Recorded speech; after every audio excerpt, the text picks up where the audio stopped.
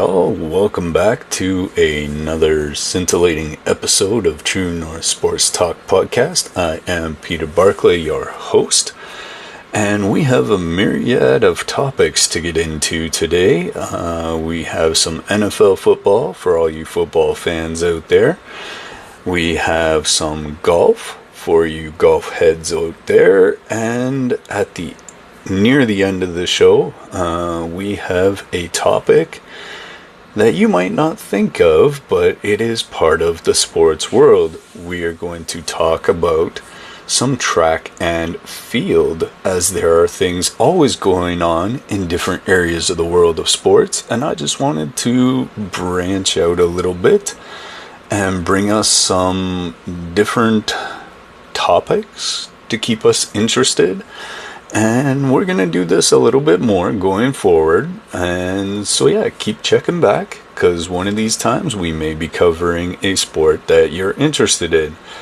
So today we are breaking out of the NFL bubble a little bit. We're going to dive into sports stories that are dominating conversations across the world. And we're going to take a look into some of those other things.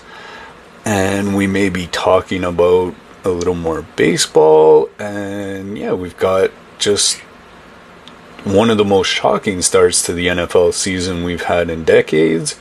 We're going to talk about one of golf's most dominant players right now making history. And we have an American distance runner and distance running in general having its biggest moment in years. We'll touch on some other storylines that are flying under the radar maybe, but shouldn't be.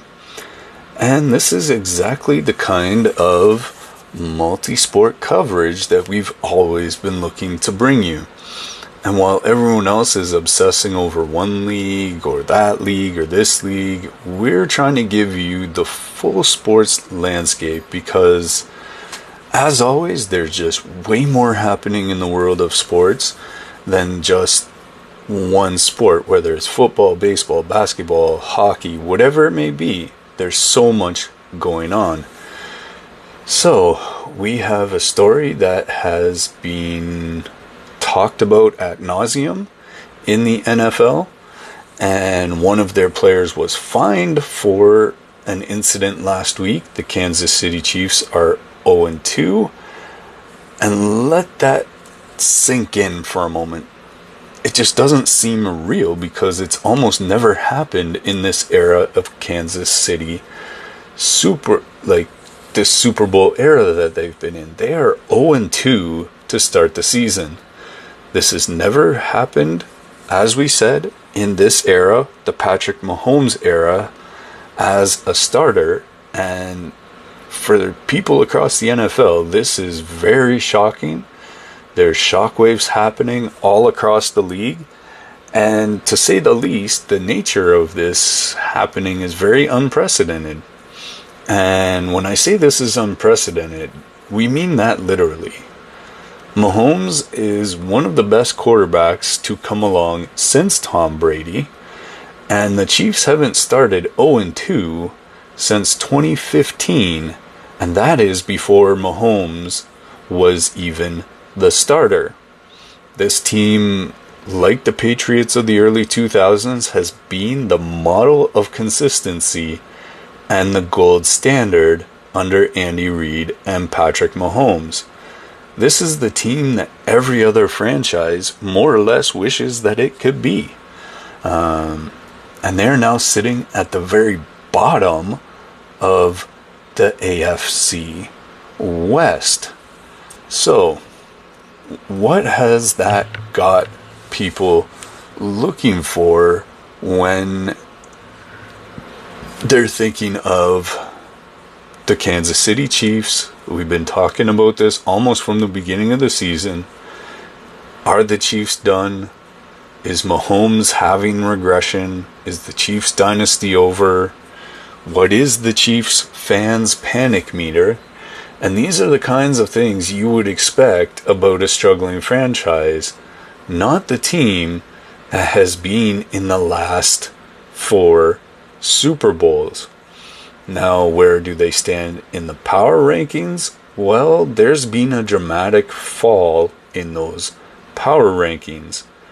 Most major outlets have dropped Kansas City out of their top 10 rankings, and ESPN has them in 11th, CBS has them in 12th. For context, these same outlets had them ranked 1 or 2 heading into the preseason just a few short weeks ago. The mathematical reality here is staggering. Historically, teams that started 0-2 make the playoffs about 12% of the time, so it's not unheard of, and we know this Chiefs team is good, so they have a chance to be in that 12%. And again, that's a general statistic, and the Chiefs aren't really a general team, as we just mentioned, but it shows that they've dug themselves a hole. So, what have their issues been? Let's take a look at how they've gotten to this point. So, from an analytical standpoint, what is actually wrong? Well, the offensive line has been a bit of a disaster, leaving Mahomes getting pressure at rates we haven't seen since his rookie year. The running game has been non-existent this year. Travis Kelce looks every bit of his 34 years, and again making lewd gestures at the Eagles thing, getting fined for it. And the defense, which was supposed to be improved this year, has been giving up big plays consistently. So that's the realistic view of what's been happening. So the interesting thing from a strategic standpoint is these are not unfixable problems. The Chiefs have the talent to fix them. They have the coaching and the experience with Andy Reid and his staff in order to be able to fix this. This feels more like it's an execution issue than it is a fundamental flaw. So, as we mentioned Andy Reid and the coaching staff, what's his challenge going throughout the rest of this season? Andy Reid has been in this type of situation before, but not with quite this much expectation. So the pressure on him to fix this immediately is pretty immense. Every play call is being scrutinized by the media, by the fans alike. Every personnel decision gets questioned. The second guessing must be enormous. But Andy Reid's track record suggests that if anyone can figure this out, it's going to be him and his staff. Now, the Mahomes factor is a pretty large factor. As he goes, more or less, so go the Chiefs. So here's where what people are looking for actually gets pretty interesting, because people are starting to ask, at 28 years old, is this guy washed up? That's pretty crazy, considering he is on pace to be in the same breath as a Tom Brady. So this level of panic actually feels to me like a massive overreaction. He's just getting started, really, and he's done so much already. So the reality is that offensive line hasn't done him any favors. His receivers aren't getting the separation he's used to. And he's not exactly the problem, but he's also not immune to the problems around him. So it's a total team effort in this point. So when one falls, the other falls. When one is good, the other's good. This sport really is a total team effort. So the AFC West has completely flipped. The Chargers, who beat Kansas City and Brazil, suddenly look like they might be the division favorites this year. The Broncos are getting some respect. The Raiders are, well, they're still the Raiders. But even they feel like they might have a shot with the Chiefs stumbling out of the gates like this. This division race that looked like a Chiefs runaway in August now looks like it's a pretty wide open division. And at this point in the year, even though it's only week 3, has massive playoff implications across the entire AFC. How's the national media reacting to what we're seeing here from the Kansas City Chiefs? Well, they are sort of a buzz right now with Skip Bayless doing victory laps. Stephen A. Smith is going on about dynasties ending. Colin Cowherd is making dramatic proclamations. And by this, that puts the hot take machine into overdrive. But the more measured analysts are preaching patience. Bill Belichick asked, when asked, basically said, it's week 2, relax. This is a guy who's been there, done that. So that's the voice of experience talking most definitely. So, is there some historical context? Well, let's remember some history here. The 2001 Patriots started 0-2. They won the Super Bowl with a guy named Tom Brady, who, as we've mentioned, is somewhat comparable to a Patrick Mahomes. The 2007 Giants barely made the playoffs. They beat those undefeated Patriots in 2011, and the Giants were 7-7 at one point and still won the Super Bowl behind Eli Manning. So early season struggles don't predict postseason failure any given Sunday, especially for teams with that championship DNA. They do create pressure and questions that can become self-fulfilling prophecies at times, but it's up to the Chiefs now to just relax, let the game come to them, and play Kansas City Chiefs football. So what's next? Well, the Chiefs are facing a crucial stretch coming up. Every game at this point has become a little bit of a must-win, not only for playoff positioning, but for the psychological momentum. They need to stop the bleeding before going 0-3 becomes a real possibility this week. The beauty of the NFL is it's a short season. Things can change quickly. So one dominant performance and suddenly all these panic narratives go out the window. And that's the thing, is that can give them that psychological momentum back. And that performance, they need it to come soon, even today, as their game will be later on. So how's the betting market reacting to this? Well, Kansas City went from Super Bowl favorites having 12-1 odds in some books. The betting market has completely abandoned them, which tells you how dramatic this fall has been. The Chief fans are experiencing something they haven't felt in years, and that is genuine concern about their team's ability to compete. And over the last, say, 10 years in Kansas City, that's a foreign feeling that they haven't had to deal with in a very long time. While the Chiefs are struggling to win games, we're going to shift gears now and talk about Scottie Scheffler, who is making winning look effortless on the golf course. Yep, we're switching our gears here into something that is much more positive. His victory at the Pro-Core Championship was his 6th win this year. He's operating on a level that's reminiscent of, don't say it, peak Tiger Woods maybe. And the numbers here, they don't lie. With 6 wins in a season, that is remarkable in the modern golf era. For context, most elite players are thrilled with 2 or 3 wins per year. Scheffler's doubling that easily, and in the process, making it look routine. At the Pro-Core Championship, he overcame a 2-stroke deficit to win by 1 at 19 under par.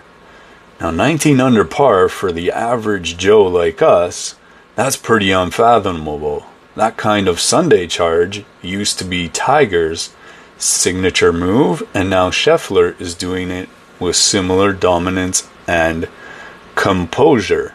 Now, is there a connection somehow between Tiger and Scottie Scheffler. Well, here's what's fascinating. Scheffler has been playing practice rounds with Tiger Woods, and as you can see on the course, those results are speaking for themselves. Tiger's influence on the young player has been well documented, but seeing it play out in real time with Scheffler is pretty remarkable. The mental approach that we were used to seeing from Tiger back in the day, the course management, the way Scheffler has been handling the pressure situations, all of that has Tiger's fingerprints all over it. Not even just in the technical aspects, it's that championship mentality that is being handed down from one generation to another. So what are people looking for? What are people saying? Well, they're looking at that exact comparison between Scheffler and Tiger. How good is Scottie Scheffler?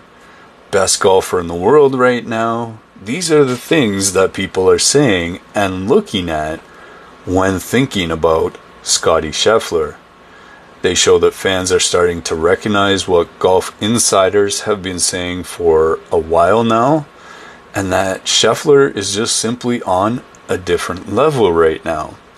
Well, there's a little thing in golf, if you follow it at all, called the Ryder Cup.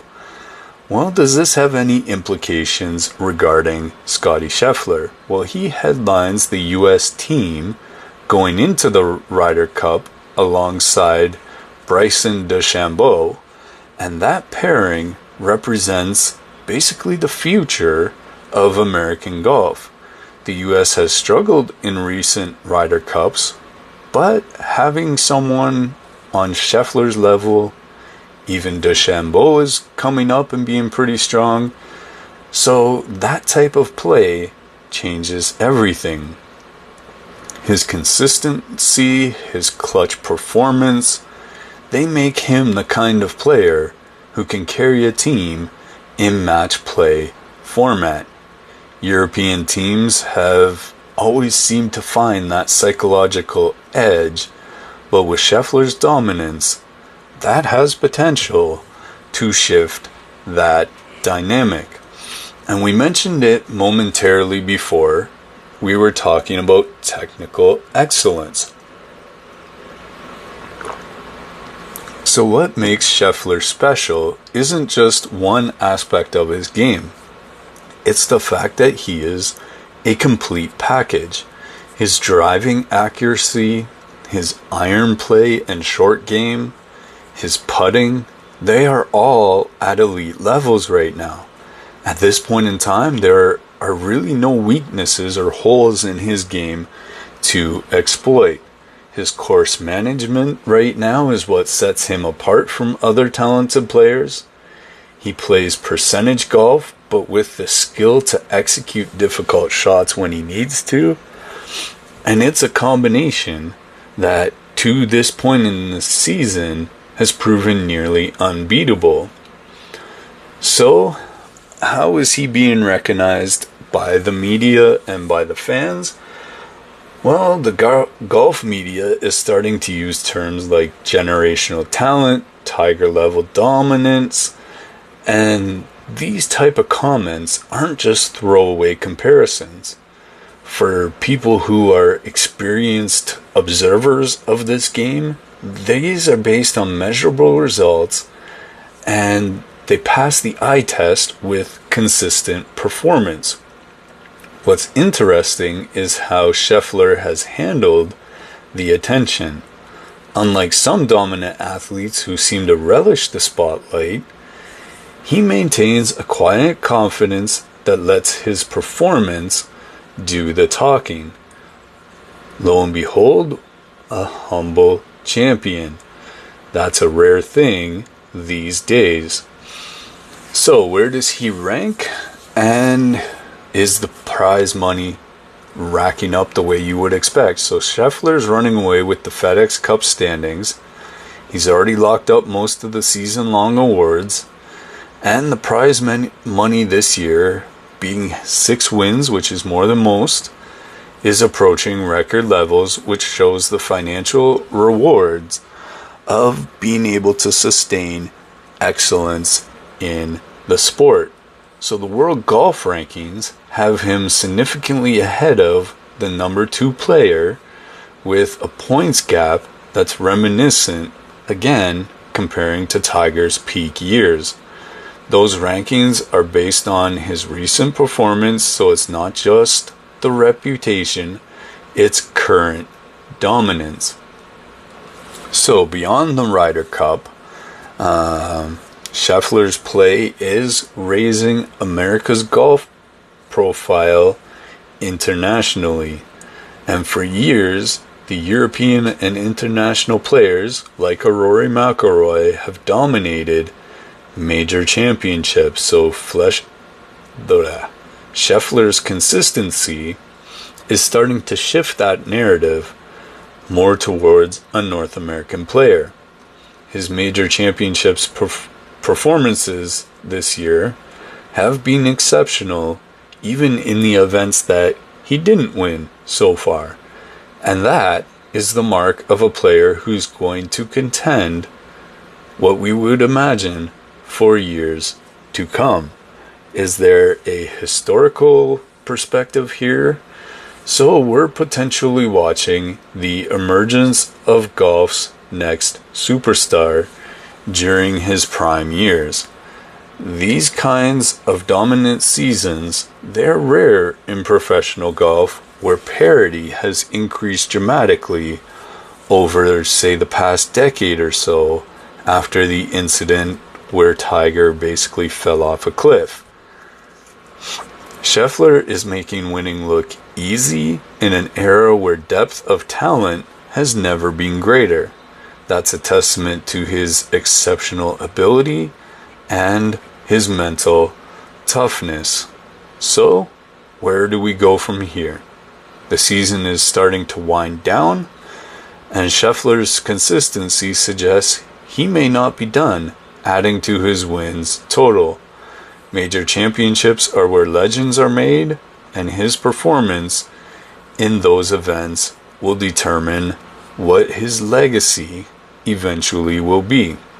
For now, golf fans are witnessing something special, a player operating at peak performance during what might be the very best golf of his career. So switching to a completely different sport yet again, American distance running is having a moment, and Cole Hocker is at the center of it. His gold medal performance in the World Championships at 5,000 meters represents more than just an individual achievement. It's a symbol of American distance running's resurgence on the global stage. So, this rise started at the Paris Olympics with a breakthrough. So let's start with the context of Hocker's stunning victory in the Olympic 1500 meters in Paris as one of the biggest upsets in track and field. He wasn't even considered a medal contender, let alone a gold medal threat, but he perfectly timed his last-minute kick and outraced the world's best middle distance runners. And so that Olympic gold changed everything for both Hocker and American distance running. Suddenly there was proof that Americans could compete with the East Africans and the Europeans in events that those countries have traditionally dominated. So then we come to the World Championships. The 5,000 meter gold at the World Championships shows that what happened in Paris was no fluke. Hocker has now proven that he can win at different distances and in different tactical situations. That versatility is what separates good runners from great ones. Moving up from 1,500 meters to 5,000 meters requires a different training, different race tactics, different physical demands. Hocker's ability to excel at both distances put him in very rare company indeed.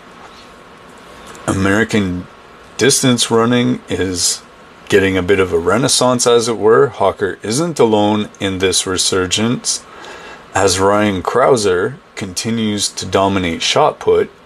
Sydney McLaughlin-Levrone is breaking world records in the hurdles, and Noah Lyles is the fastest man in the world right now. American track and field is having its best era in decades. But the distance running has been the missing piece for years, and the Americans have struggled to medal in anything from 800 meters on up.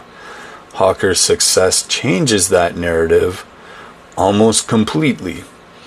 So the training and development side of that, what's interesting about Hocker's rise is that he has a training approach. He's working with coaches who understand both American training methods and international racing tactics, and that combination has proven to be devastatingly effective on the world stage. His collegiate background at Oregon provided a foundation, but his post-collegiate training has elevated him to a world-class level. That development path is becoming a model for other up-and-coming American distance runners. So, are people even interested in this? What are they saying? What are they looking at? Things like Cole Hocker's training, American distance running, Olympic 1500 meter upset. These are things that the casual fans are paying attention to, and that track and field hasn't been paid attention to in this way in years. There's engagement happening on social media around Hocker's races. That has been remarkable by track and field standards. His races are getting millions of views, which is pretty unprecedented for distance running events, much less American distance running events. There's starting to become international recognition of Cole Hocker. European and Kenyan distance running coaches are studying Hocker's racing tactics, his training methods, and when the world's best coaches are trying to figure you out and what makes an American distance runner so successful, that is truly a paradigm shift in a world traditionally dominated by the Kenyans. His success is forcing international competitors to adjust race strategies. Runners can no longer assume Americans won't factor into the medal conversations in distance events. So what does that lead to when you have that kind of success? Well, financial, sponsorship, all those kind of things. So Hocker's success has now been translating into significant sponsorship deals, appearance fees, and that type of financial success creates a model for other American distance runners, and it helps to professionalize the sport. Prize money from world championships, Diamond League meets provides sustainable income to help aid with that elite training. That economic foundation is crucial for developing more world-class American distance runners. So when we talk about developing more, that helps out the youth and development programs. Hocker's success is inspiring a new generation of American distance runners, people getting interested in the sport, trying it out. High school and college coaches are pointing to his achievements that, hey, there's proof Americans can do this on a world stage. So youth running programs are seeing increased interest, increased participation. Parents of young athletes who might have focused on other sports are now considering this sport as a viable path to international success. Starting with the fact that physically, from say like concussion type stuff, it's way less dangerous than other options. So the track and field media coverage in the United States has traditionally focused on sprint and field events, but Hocker's success is forcing media outlets to pay attention to distance running and develop expertise in covering the events that has never been there before. NBC and other broadcasters are investing more resources into distance running coverage, and that benefits the entire sport of track and field. Better coverage leads to more fan interest and more sponsor involvement. So what are we looking forward to with Cole Hocker? Olympic and World Championship projections are starting to happen. Looking ahead to future major championships, Hocker has established himself as a medal favorite in multiple events, and that kind of versatility and consistency makes him one of the most valuable athletes in all of American track and field. His race tactics and finishing speed make him dangerous in any tactical situation, whether it's a slow tactical race or a fast front-running race. He has the tools to compete for gold medals. The global impact on distance running is that Hocker's success represents more than just American achievement. It is now changing the global landscape of distance running. It lets other people know that they could do it too, no matter what country they're from. His tactical approach and versatility are influencing how distance races are run internationally. The psychological impact of his victories extends beyond individual races, and international competitors now have to account for American threats in events where they've been absent for decades. So before we wrap up here, we are getting close to the end of our time for this week. We have a few other stories to touch on that deserve attention and that may not be getting the coverage that they deserve. So, a sport that I pay a lot of attention to is the Major League Baseball playoff race. The playoff race is getting incredibly tight across both leagues, with several teams separated by just a few games. So the intensity of September baseball is creating compelling storylines that may be getting overshadowed by the football season, or the NHL's just starting up, the NBA's coming soon. But wildcard races in both leagues are producing elimination game atmosphere in regular season games, and that kind of drama deserves more of the national attention than it's been getting. You have Cleveland making a run for it. You have the Yankees that are 2 games back of our Blue Jays up here north of the border. You have Seattle that's made a run for the lead in the West Division. And you have teams falling off like the Detroit Tigers. You have the Houston Astros that have fallen back. Boston's on that bubble now. As we mentioned, Cleveland is pushing for that bubble.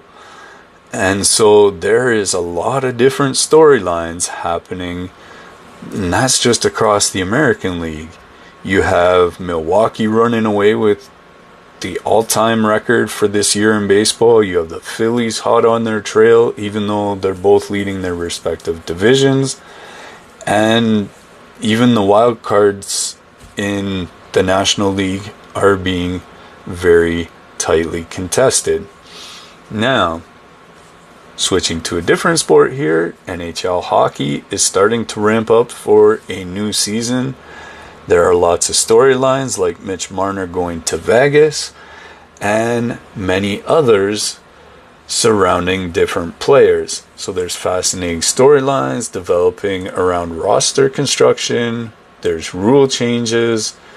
As always, the salary cap has created some very interesting it creates parity, unpredictability. It's created some unique moves that teams have made, and it makes the upcoming season all that much more exciting. You have young star players that are entering their prime years. You have the storyline of Connor McDavid's contract that's coming up at the end of the year. And there's just a lot of excitement leading into this season. It's the time of year where the possibilities are endless because the games haven't even been played yet. Starting yesterday, today you have preseason games going on. The Leafs are taking on the Ottawa Senators. Let's see. In about 25 minutes or so. And so that's pretty big. Alright, switching gears even more. You have the European soccer leagues, which are now in full swing with the transfer window moves that can still be impacting team chemistry and performance. And it's keeping the level of play and the competitive balance as teams continue to evolve in ways that are keeping global soccer interest on the move. American players in European leagues are performing at higher levels. Canadian players in European leagues are performing at higher levels than ever before. And this is raising the profile of soccer along with the MLS in the United States and creating for more compelling storylines for American sports fans to follow. Playoffs in the MLS should be coming up soon. And so what do these stories tell us about the current state of sports? Do we want dominance, parity? We're seeing both ends of that spectrum simultaneously depending on what sport you're talking about. You got Scottie Scheffler dominating golf. You have a level that we haven't seen much with him. The Chiefs went from dominance to an 0-2 record. And so that's the thing. You can go from dominant to weak. You have things like the NHL where, with the exception of maybe the Florida Panthers, parity has been pretty equal across that league. And so that creates compelling narratives in both directions. The pursuit of sustained excellence and the reality that nothing is guaranteed. So, across multiple sports, athletes are performing at elite levels internationally, and from Scheffler's golf dominance to Hocker's track and field, his success, we're looking at sports that are having moments on the global stage that may not have had the recognition previously. So, that's our look at sports for the week. Those are the biggest stories across multiple disciplines, from the Chiefs' historic struggles to Scheffler's golf dominance to Hocker's distance running. Sports excellence and failure comes in many forms. So these stories remind us that sports is about more than just one league, more than one season. It's about more than one thing. Excellence breaks through. You have historic struggles, and all these things give us a rich tapestry for athletic competition. So, some people say, will the Chiefs figure out their problems? I think so. Will Scheffler continue chasing golf history? Will Hocker inspire new generations? All these things are questions worth keeping track of. So, keep on following us here at True North Sports Talk Podcast for multiple different sports coverage. We're obviously going to keep you up to date on Major League Baseball, NFL throughout the season, NHL, NBA, and even some lesser followed sports like track and field. So let's keep that conversation going. Use the hashtag True North Sports Talk. Let us know sports that you'd like to hear about on the podcast. And until next time, keep being a fan, keep cheering on your team, whatever sport that may be in. And for those of us up here north of the border, our Blue Jays are right there on the screen beside me. They are now leading Kansas City 3-0 in the top of the second. So we'll see how the rest of that game goes. And yeah, just keep being fans. Keep enjoying the sports. And until next time, that's it for us here at True North Sports Talk Podcast. See you next time.